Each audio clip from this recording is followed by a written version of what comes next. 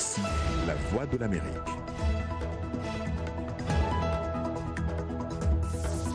Mesdames, Messieurs, bonsoir. Bienvenue dans Le Monde aujourd'hui. On commence par les titres de cette édition. L'enquête parlementaire des démocrates en vue de la mise à l'accusation du président Donald Trump est entrée dans une nouvelle étape avec des auditions publiques engagées par la commission judiciaire. Le 70e sommet de l'OTAN a officiellement démarré ce jour à Londres. Occasion pour ses leaders d'aborder les différentes menaces qui pèsent sur l'Alliance. Et nous ferons le point sur les inondations et coulées de boue en Afrique de l'Est. Elles ont tué plus de 200 personnes depuis le début de la saison des pluies.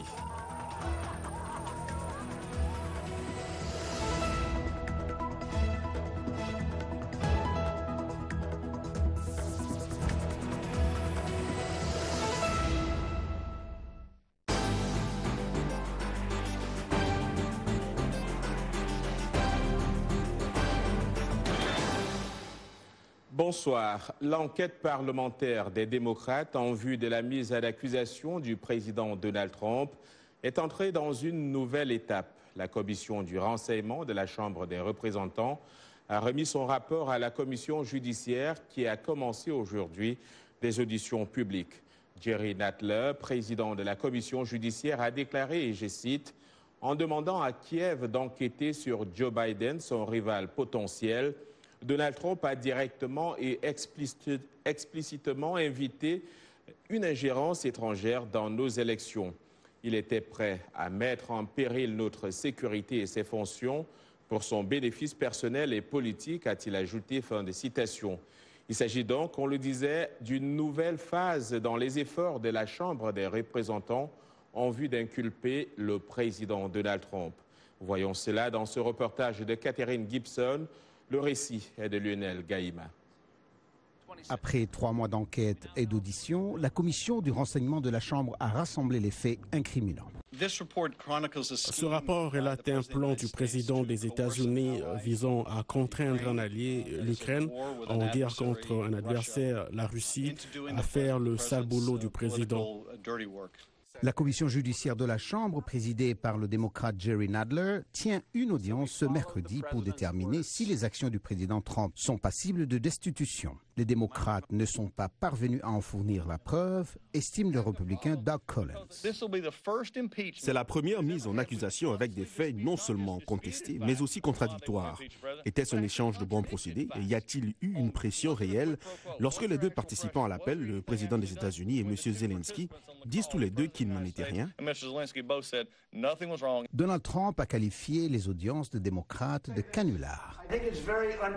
C'est très antipatriotique pour les démocrates d'agir de la sorte. Je pense que c'est une mauvaise chose pour notre pays. L'opinion publique américaine est divisée sur la question, selon les sondages d'opinion. Mais pour les démocrates, l'abus de pouvoir dont s'est rendu coupable le président Trump est une grave affaire. Sommes-nous prêts à dire que désormais nous devons nous attendre à ce que ce président et ceux qui suivront se livrent à une certaine corruption qui compromettrait la sécurité du pays et réduirait l'importance du serment présidentiel? Une fois les articles de mise en accusation rédigés par la commission judiciaire de la Chambre, c'est au Sénat, dominé par les Républicains, que se déroulera le procès, probablement en début d'année. Au moins 20 sénateurs républicains devront se joindre à la minorité démocrate du Sénat pour démettre le président Trump de ses fonctions. Chose peu probable en l'état actuel des choses. Pour développer cette actualité, mieux comprendre les contours de ces auditions, retrouvons à New York Dame Babou. Il est président d'African Communication Network. Dame Babou, bonsoir. Bonsoir, John. Vous avez donc suivi ces auditions ce mercredi. Qu'est-ce qu'on peut en retenir jusqu'à ce stade? Ce qu'on peut en retenir, je pense que c'est que les Républicains ont donc décidé, à défaut de pouvoir défendre les actions du président Donald Trump, ils cherchent à les banaliser pour dire que même si cela a été avéré, cela ne vaudrait pas la peine de destituer un président de la République. Si vous avez suivi ce qui a été dit, c'est que les démocrates sont venus dérouler, les Républicains ont envoyé peut-être un seul contradicteur qui lui-même se présente comme étant quelqu'un qui a voté contre Donald Trump Trump, mais que cela ne valait pas la peine de mettre un président. Donc je pense que les républicains ont des difficultés à défendre les actions du président et donc ils ont décidé de les banaliser. Alors Donald Trump lui-même continue de rejeter toutes les accusations des démocrates. Il affirme qu'il n'a pas exercé de chantage sur l'Ukraine pour qu'elle enquête sur la famille Biden. Il va même plus loin en disant que ce rapport d'enquête est une blague. Est-ce que c'est le cas? Bon, je ne pense pas que ce soit une blague du tout, mais comme je vous l'ai dit tout à l'heure, c'est qu'à défaut de pouvoir défendre ses propres actions, lui-même le président républicain, c'est lui qui en fait est le premier porteur de messages de banalisation de ce qui s'est passé, parce que sachant que de toute façon c'est une question politique qui sera tranchée au niveau du Sénat en termes politiques, en termes partisans, et qu'il a sa majorité. Au niveau du Sénat, il a une minorité au niveau de la Chambre des représentants. Il laisse les démocrates dérouler au niveau de la Chambre des représentants et les attendre au Sénat.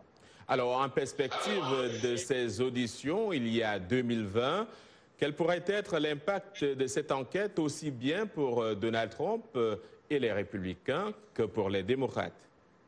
Je pense que pour Donald Trump, ça peut avoir deux effets contradictoires. Le premier, c'est l'aspect positif pour lui-même, ce qui sera une mobilisation extrême de ses partisans, probablement, et un engagement extrême de ces partisans-là, aussi bien du point de vue de la contribution financière que du point de vue de la mobilisation politique, mais qu'au niveau des marges, en termes d'indépendants, en termes des femmes autour des villes qui avaient voté pour lui, etc., je pense que ça peut lui coûter politiquement un prix très fort. On attendra de voir tout cela. Dambabou, je vous remercie. Je rappelle que vous êtes président d'African Communication Network. La réunion des dirigeants de l'OTAN à Londres, marquant le 70e anniversaire de l'organisation, a commencé sur les chapeaux de roue mardi, alors que les présidents américains, français et turcs se sont affrontés sur le partage des charges et l'orientation future de l'Alliance. Le sommet officiel se déroule ce mercredi, l'occasion pour les leaders de l'OTAN d'aborder des différentes menaces pesant sur l'Alliance, mais le plus grand défi semble être les tensions au sein de l'organisation. C'est un reportage de Henry Richwell. Le récit est d'Eddie Lidico. Les dirigeants de l'OTAN participaient hier à une réception organisée par la reine au palais de Buckingham, une fin cordiale pour clore une première journée tendue. Plus tôt dans la journée, le président Donald Trump et son homologue français Emmanuel Macron s'étaient affrontés sur le sort des combattants étrangers du groupe État islamique détenu en Syrie. Beaucoup d'entre eux viennent de France, d'Allemagne et d'Angleterre. Ils sont pour la plupart européens. Certains pays sont d'accord. Je n'en ai pas parlé au président pour l'instant. Voulez-vous de bons combattants de Daesh? Je peux vous les donner. Vous pouvez prendre tout ce que vous voulez. Soyons sérieux. L'essentiel des combattants sur le terrain sont des combattants venant de Syrie, de l'Irak et de la région. Les tensions au sein de l'OTAN menacent d'escalader. Le mois dernier, la Turquie a ignoré les objections de l'OTAN et a lancé une offensive dans le nord de la Syrie contre les combattants kurdes. Mardi, le président turc Recep Tayyip Erdogan a déclaré qu'il s'opposerait au plan de l'OTAN visant à défendre les États baltes contre la Russie si l'Alliance ne reconnaissait pas les combattants kurdes comme des terroristes. Les analystes disent que l'OTAN souffre d'un conflit de personnalité. Ce sommet a un problème de tête d'affiche, le président Trump, le président Macron et le président Erdogan. Le défi pour l'institution est de célébrer le 70e anniversaire de l'OTAN sans qu'un de ces trois présidents ne fasse tout dérailler. Pourtant, de nombreux représentants à Londres se demandent si les tensions sont vraiment issues d'un clash de personnalité ou si l'OTAN a plutôt des problèmes plus profonds. Sur le continent, comparution ce mercredi à N'Djamena de Mohamed Nour Ibedou, secrétaire général de la Convention tchadienne de défense des droits de l'homme, suite à une plainte pour diffamation. Le plaignant, Bokit Bahar Mohamed Idno, reproche à Ibedou de l'avoir injustement accusé de torture dans la région de Ouaddaï. En novembre dernier, la Convention tchadienne de défense des droits de l'homme avait dénoncé les violations des droits humains commises par Bokit Mahar Mahamad Idno sur des citoyens dans la localité de Wadaï, suite donc à l'établissement de l'état d'urgence dans le nord-est du pays. La commission s'est dit déterminée de poursuivre la lutte contre l'injustice sociale et la mauvaise gouvernance au Tchad. 100 millions de dollars, c'est la contribution que l'UEMOA, l'Union économique et monétaire ouest-africaine, a décidé de mettre immédiatement à la disposition des 3 pays membres de la ligne de front du G5 Sahel, le Burkina Faso, le Mali et le Niger. C'est l'une des principales décisions issues du 22e sommet extraordinaire de l'UEMOA qui s'est tenu à Dakar au Sénégal. Cette contribution s'inscrit dans le cadre de l'engagement pris par l'UEMOA de participer à hauteur de 500 millions de dollars au financement du plan d'action de la CEDEAO visant à lutter contre l'insécurité grandissante dans l'espace régional. 6 des 8 leaders de l'organisation régionale ont pris part à ces assises. En Guinée-Bissau, 2 anciens premiers ministres, Domingos Simões Pereira et Umaro Sissoko Embalo, s'affrontent au second tour de la présidentielle le 29 décembre. 2 produits du système vont donc se disputer la succession du président José Mario Vaz, qui n'a pas franchi le cap du premier tour. Sur les 2 candidats en lice pour ce second tour, Idriss Fall a joint sur place Domingos Simões Pereira, arrivé en tête au premier tour. On l'écoute. Mon premier défi est d'adresser un message fort au peuple bissau-guinéen, que je veux être un président de la République pour tout le peuple bissau-guinéen, qu'on doit être capable de bâtir un pays qui donne à tous ses citoyens l'opportunité de réaliser leurs rêves et leurs chances. Mais vous avez beaucoup de défis. Les fonctionnaires ne sont pas payés, tout le monde est en grève, les hôpitaux ne marchent pas. Vous allez commencer par quoi d'abord? Mon frère, en 2014, le cadre était le même. En 7 mois, on a réglé tous les arriérés. On a mis l'électricité 24 sur 24 dans la capitale et on l'a amené à 28 autres localités de l'intérieur du pays qui ne l'avaient pas connu depuis l'indépendance. Je pense que j'ai un bilan qui parle pour moi et je pense qu'une fois à la présidence de la République, je serai en condition d'ouvrir avec le gouvernement pour qu'on mette ça à l'avantage de la population du Bissau-Guinée. Plus de 200 personnes ont péri dans des inondations et des coulées de boue en Afrique de l'Est depuis le début de la saison des pluies qui n'est pas encore terminée. Les pluies ont été particulièrement fortes cette année en raison d'un phénomène appelé dipôle de l'océan Indien qui peut provoquer une hausse de 2 degrés Celsius des températures de l'eau. Cela a conduit à des taux d'évaporation plus élevés au large des côtes de l'Afrique de l'Est, ce qui s'est traduit par plus d'averses. Sleti Kaok fait le point, le récit est de Yacouba Ouedraogo. Environ 3 millions de personnes à travers l'Afrique de l'Est ont été touchées par les pluies, les inondations et les coulées de boue ces dernières semaines. De nombreuses personnes ont été touchées, dont environ la moitié au Kenya. Un pêcheur local a été secouru après avoir été bloqué sur une petite île pendant 3 jours. J'y étais allé pour pêcher. Quand j'y allais, il n'y avait pas d'eau. L'eau a surgi soudainement et en 2 minutes, j'étais entouré et je ne pouvais plus traverser. Des maisons et des champs ont été détruits, les routes et les ponts endommagés rendent difficile l'accès aux villages reculés pour y acheminer de l'aide. Les habitants quittent les communautés inondées à la recherche d'un sol sec. Joseph Otieno a récemment enterré sa femme. Il craint que les inondations ne sortent son cercueil de la tombe. Nous mettons de gros rochers au-dessus de la tombe pour empêcher le cercueil de sortir à cause de ces inondations. Les fortes pluies ont provoqué des inondations dévastatrices dans certaines parties du Soudan du Sud, forçant les communautés déplacées par la violence à se déplacer à nouveau. La mission des Nations Unies pour le Soudan du Sud à Akobo lutte pour fournir les services de base à des milliers de personnes touchées. Oui, nous pouvons fournir un soutien d'urgence maintenant, mais ces gens vont compter ou ont compté pendant des années sur leurs récoltes. Ces récoltes sont susceptibles d'être gravement affectées, donc il va y avoir moins de nourriture qu'ils vont devoir dépendre de la nourriture venant de l'extérieur. Les pluies sont généralement fréquentes en Afrique de l'Est entre octobre et décembre, mais pas en abondance. Les scientifiques expliquent cette situation par les températures plus chaudes de l'eau dans l'océan Indien. Vous êtes sur VOA Afrique.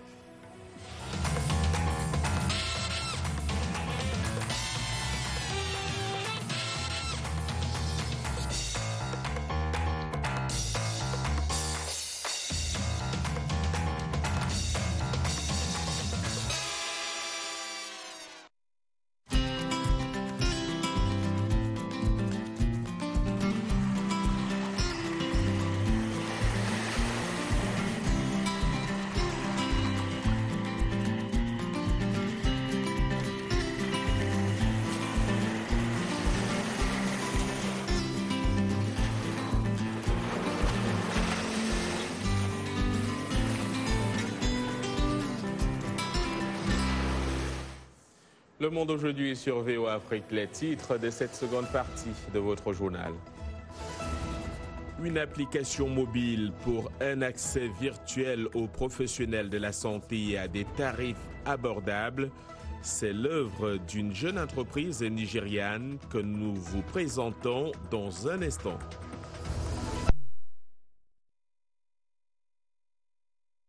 De libération et d'indépendance des États-Unis, eux, ce sont les héros africains à l'honneur au Musée des Arts africains du Smithsonian, ici à Washington.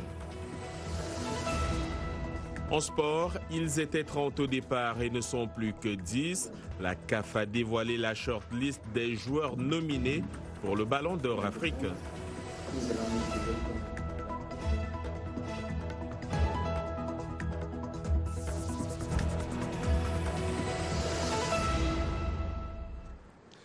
La jeune entreprise nigériane de santé Tremendoc a créé une application mobile permettant aux patients d'avoir un accès virtuel aux professionnels de la santé et à des tarifs abordables. La société offre des consultations pour aussi peu que $3 par mois et espère révolutionner le système de santé au Nigeria avec des services rapides, efficaces et pratiques. Azuma Compaoré. Chimele Okenwozu ne se sent pas bien depuis un moment. Grâce à Tremendoc, une application mobile qui fournit des services médicaux virtuels aux Nigérians, Chimele peut parler à un médecin à travers une conversation vidéo et recevoir ainsi une prescription. Cela vous évite le stress d'aller à l'hôpital, de prendre rendez-vous, ce genre de choses. C'est plus facile parce que vous êtes toujours avec votre téléphone. Il vous suffit de prendre votre téléphone et de parler à un médecin. À l'instar de nombreux pays d'Afrique, l'accès aux soins de santé au Nigeria peut être difficile en raison du manque d'infrastructures ou de praticiens de la santé qualifiés. Monsieur Chikezi, qui a créé l'application Tremendoc, a déclaré que l'inspiration lui est venue après que son enfant eût été diagnostiqué avec des végétations adénoïdes hypertrophiées, une infection de la gorge fréquente qui déforme la respiration par le nez et implique souvent de fréquentes visites chez le médecin. Je me suis dit, si j'avais différents médecins sur une même plateforme et que je pouvais en appeler un, j'aurais pu dire que je connaissais déjà son état et demander la conduite à tenir en ce moment précis. L'application Tremendoc compte actuellement 289 médecins disponibles sur appel et 15 000 abonnés. L'application a ses propres médecins résidents qui peuvent s'occuper des patients à tout moment. Chaque médecin reçoit une allocation par consultation. L'examen physique est impossible ici. C'est pourquoi, en tant que médecin, je peux dire qu'utiliser la télémédecine a ses limites. Il y a des cas dans lesquels vous ne pouvez rien faire pour le patient. Vous ne pouvez que lui conseiller de se rendre à l'hôpital. L'application est téléchargeable gratuitement pour toute personne utilisant un téléphone intelligent. Un mois d'essai gratuit est proposé aux nouveaux abonnés, après quoi des frais de 1000 naira, soit $2,85, sont facturés par mois. La société propose également des services spécialisés à un tarif plus élevé. Pour une revue de l'actualité sportive, nous accueillons Yacouba Ouedraogo. Bonsoir Yacouba, on parle de football et de prix et il le faut de Sadio Mané. Bonsoir à tous et bonsoir à vous également John. Effectivement, vous le disiez, en titre de 30, ils ne sont plus que 10 joueurs en lice pour le prix de joueur africain de l'année. La CAF a publié la shortlist des nominés pour le Ballon d'Or africain. On y retrouve les favoris comme Sadio Mané et Riyad Mahrez, Ismaël Benacer, meilleur joueur de la CAN 2019 avec le Nigérian, Odion Igalo, le Camerounais André Onana ou encore le Sénégalais Khalidou Koulibaly, le Marocain Hakim Ziyech, l'Égyptien Mohamed Salah, le Gabonais Pierre-Emerick Aubameyang et l'Algérien Youssef Belaïli sont aussi sur cette shortlist.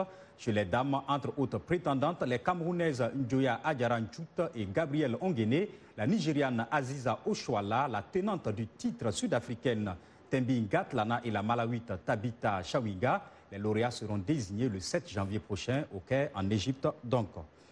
Et puis, après Arsenal, le PSG, le Rwanda poursuit sa politique de visibilité à travers les clubs européens. Le Paris Saint-Germain a officialisé un partenariat de 3 ans avec le Rwanda, un contrat dont le montant n'a pas été précisé et qui engage le club à promouvoir le tourisme dans ce pays d'Afrique de l'Est. Le double champion de France est le second club à s'engager dans la campagne Visite Rwanda après Arsenal qui a signé un tel partenariat. En mai 2018, ce partenariat prévoit que des joueurs du PSG se rendent au Rwanda en relatant leur visite sur les réseaux sociaux. Ils porteront la marque Visite Rwanda au dos de leur tenue d'entraînement. Et d'avant-match, le slogan sera aussi visible sur la manche des maillots de l'équipe féminine. Et puis, coup dur pour l'Égypte, le tribunal arbitral du sport a confirmé la suspension pour 2 ans de la Fédération égyptienne d'haltérophilie pour des cas de dopage. Cette décision prive les haltérophiles égyptiens des prochains Jeux olympiques Tokyo 2020. La Fédération égyptienne avait été suspendue pour 2 ans en septembre dernier, ce qui l'avait privé des championnats du monde en Thaïlande. Cette suspension fait suite à une série de 7 contrôles antidopage positifs chez des jeunes haltérophiles en 2016. C'est un coup de massue, disons, pour ce pays auquel l'haltérophilie a rapporté 31 médailles au cours de ses 22 participations aux Jeux olympiques. L'Égypte a obtenu 2 médailles de bronze, on se rappelle, aux Jeux de Rio 2016, grâce à Mohamed Mahmoud, également champion du monde en titre, et Sarah Ahmed chez les dames. Voilà, c'est tout pour l'espoir. On se retrouve demain. Merci Yacouba Ouedraogo. L'Afrique à l'honneur au musée Smithsonian des Arts africains de Washington. Une exposition y présente certains héros du continent. C'est un reportage de Grace Oyenoubi. Le récit est de Lionel Gaïma. Leur histoire est intimement liée aux luttes de libération et d'indépendance. Elle illustre les principes héroïques de la Grande Afrique à travers l'art et l'histoire du continent. Parmi ces héros, Nelson Mandela, Kwame Nkrumah et la chanteuse africaine de renom Myriam Makeba. La technologie de pointe joue un grand rôle dans l'exposition en cours au Musée des Arts africains de Washington. Garth Kesley Hayford dirige ce musée. Ce que nous permet cette nouvelle technologie, c'est que les gens puissent venir dans notre espace et voir, s'ils le désirent, des objets exceptionnels, magnifiquement organisés. Mais si vous le désirez, vous pouvez aussi lire les étiquettes pour des informations supplémentaires. Selon Casey Hayford, Kevin Dumuchel, qui a sélectionné les œuvres, et une équipe du musée ont créé un cadre digital pour renforcer l'expérience des visiteurs avec l'histoire des œuvres d'art et leur signification. Ainsi, ce que vous verrez et ce que nous faisons grâce à cette technologie de pointe, c'est la connexion entre chaque idée et chaque objet avec un personnage précis de l'histoire africaine dont la vie illustre cette idée particulière. Dumuchel affirme avoir entamé le projet d'exposition il y a 2 ans avec comme point d'ancrage l'art africain du comté. Ce que cette exposition accomplit est de montrer un art et un artiste qui nous enseigne comment nous présenter sous notre meilleur jour. Chacun de ces objets le fait. Chaque héros est lié à chaque chose de spécifique, à ce que je peux identifier comme principe et leadership héroïque. Michael, lui, est spécialiste des technologies au musée Smithsonian des Arts africains de Washington. Je peux entrer dans cette galerie avec mon téléphone, m'approcher des objets et lire les étiquettes, et je peux tenir mon téléphone au-dessus et vous y verrez automatiquement une fiche et je l'actionne. J'ai une vidéo avec sous-titrage, si bien que vous n'avez pas besoin de casque d'écoute si vous ne le voulez pas. Depuis le 16 novembre, le musée Smithsonian des Arts africains de Washington expose une 50aine d'œuvres d'art réalisées par une 40aine d'artistes. Allons en Côte d'Ivoire à la rencontre de Oplerou Grébet, âgé de 22 ans, un étudiant en graphisme et créateur de Zouzoukwa, des émoticônes reflétant la culture africaine, les expressions sociales, la nourriture et les traditions. Il a commencé à travailler sur ce projet en 2017 en s'inspirant des images de rue de la capitale, Abidjan. Plus de détails avec Blanche Sano. L'idée de créer des émoticônes a germé lorsque Oblerou travaillait sur un projet de promotion de masques ivoiriens. Pendant les vacances de la première année à la deuxième année, je me suis dit que je pouvais créer des émojis pour faire ça. Marie-Eliane est une jeune blogueuse. Selon elle, sa manière de communiquer sur Internet s'est nettement améliorée depuis qu'elle a commencé à utiliser les Zouzoukwa. En tant qu'Africain, en tant qu'Ivoirien, on a nos codes. Comme par exemple dans une conversation, tu vas vouloir dire « Hein ?» Tu ne trouveras pas ça dans les émojis traditionnels. Donc clairement, grâce à Zouzoukwa, je peux envoyer l'expression comme ça automatiquement. Ça passe plus facilement dans la conversation. On a aussi au niveau de la gastronomie un large éventail. Comme par exemple le Garba national, on a le Bissau, on a le Nyomoku. Franchement, il y a trop de trucs qui font que j'utilise Zouzoukwa aujourd'hui. La nourriture figure en bonne place dans les émoticônes d'Oblerou, notamment le plat ivoirien Garba, fait à base de semoule de manioc, de thon grillé et de piment. C'est d'ailleurs l'un de ses plats préférés. Wilfried Hier, un autre étudiant, dit qu'il utilise des émoticônes tout le temps parce qu'ils transmettent rapidement des émotions instantanées et partagées. Ça permet de gagner du temps, ça permet de transmettre les émotions plus rapidement. Quand on écrit parfois, en fait, dans le texte, on ne sent pas l'émotion vraiment. Mais avec l'emoji, on peut vraiment transmettre beaucoup plus d'émotions. Depuis sa création, les émoticônes du jeune graphiste ont été téléchargés 100 000 fois sur Play Store et plus de 30 000 fois sur Apple Store. À ce jour, les 376 emojis sont maintenant disponibles sur son application et le téléchargement est gratuit. Et terminons ce journal par Fabio Wibmer, un cycliste autrichien qui a récemment participé à une spectaculaire promenade dans les rues et les escaliers, j'y parviens, de Lyon et de Paris. Le champion autrichien de mountain bike downhill 2016 et désormais producteur de vidéos, a publié cette semaine sa dernière production, Urban Freeride Live 3, basée sur un voyage de Lyon à Paris qui s'est achevé à la Tour Eiffel. Je vous laisse regarder.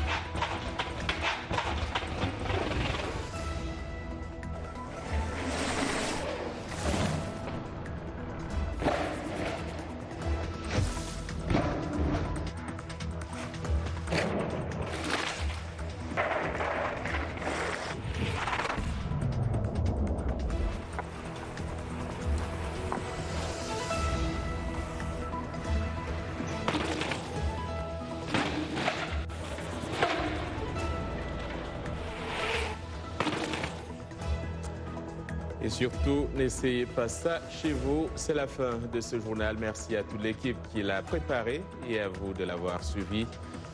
Demain est un autre jour. Excellente soirée à toutes et à tous.